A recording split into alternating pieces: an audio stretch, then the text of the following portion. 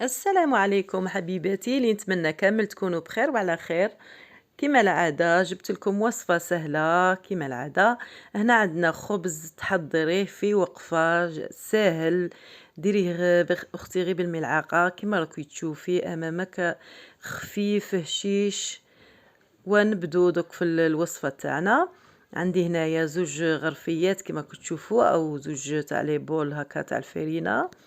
غادي نزيد عليهم هنا مغرف كبيرة تاع السكر، وهنايا نزيد مغرف تانية كبيرة تاني تاع الخميرة، هنا خميرة الخبز دوك كيما هكا.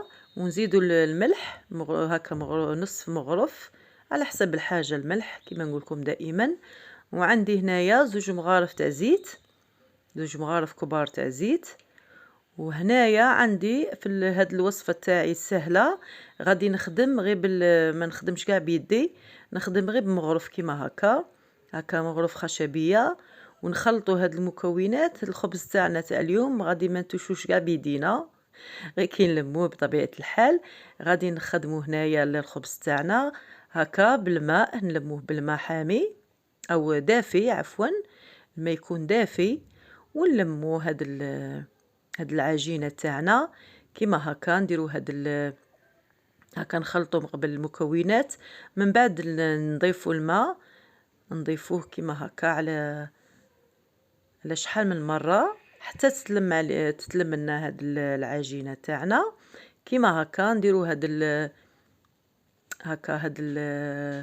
نديرو هذا، نحركو هكا العجينه تاعنا، هاد الحركه الدائريه كيما هكا. نديرو حركه دائريه وحنا رانا منها نعجنو منها رانا نلمو في العجين تاعنا. والعجينه هنا تاعنا نديروها طريه، ما نديروهاش متماسكه. كيما راكم تشوفوا هنا مازلت نضيف في الماء حتى تطلق روحها هذيك العجينه كيما راكم تشاهدوا، تطلق روحها العجينه باش نحبسو وتجينا عجينه طريه كيما راكم تشوفوا. هنا مازال غادي نزيد نضيف لها الماء، مازال ما طلقتش روحها العجينه، غادي نزيد لها القليل من الماء هكذا. هنا العجينه تبان كي تكون طريه. ها هي انا لمينا هاد العجينه تاعنا كيما راكم تشوفوا، كيما راكي تشوفي سيداتي او اختي. هنا راني خليتها هنايا ارتاحت لمده هكا 10 دقائق، من بعد وليت عندها وقلعت هذيك المغرفه الخشبيه او الملعقه الخشبيه. ودوك هنا استعنت بالزيت، خاطر الماء صاي ما نزيدولهاش الماء.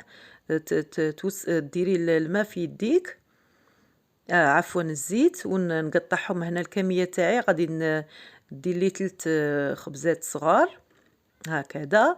وراني نلم فيهم هذوك الخبيزات تاعنا الصغار. جبت هنايا بلا تاعنا يكون مدهون بالزيت مليح، وندير هذوك نشكل هذوك الخبيزات تاعنا. هنا نلم هكا الخبزه نشكلها جيدا، من بعد نديرها في السميد. انا هنا عندي السميد تاعي رقيق، واللي عندها الموايان تاني تجيب الموايان.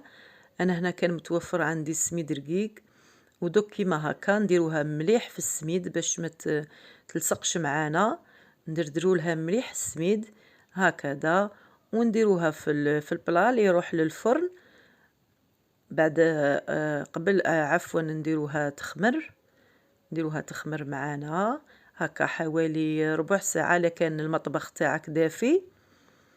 ها هو نزيدو الحبة الثانية هكذا، نديرو لها السميد كيما راكي تشوفي. راني ندير لها مليح السميد خاطر العجينة هذه تجي طرية وتجي هشيشة كي طيب الخبزة تاعنا.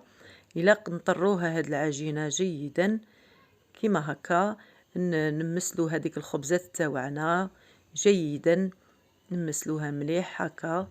من بعد نزيد انا هنا غادي نزيد الخبزة الثالثة هكذا كيما شتي، غير بالزيت تمسحي كل مرة يديك بالزيت باش ما تلصقش معاك الخبزة هذه اللي هكا راكي تشوفي تجي خفيفة وهشيشة. ها هي دلقتها جيدا، نديروها الخبزة تاعنا نديروها دائرية، ومن بعد نديروهم كيما هكا ان طورشون من الفوق باش تختمر معانا. نخلوها هكا حوالي هكا ربع ساعة كيما قلت لك، لكن المطبخ دافي ولا كان بارد الحال تزيدي لها هكا حوالي نصف ساعة نخلوها تختمر معانا. ودوك كي اختمرت معانا هاد العجين تاعنا، هاد الخبيزات تاوعنا كيما تشوفيه ها هي اختمرت.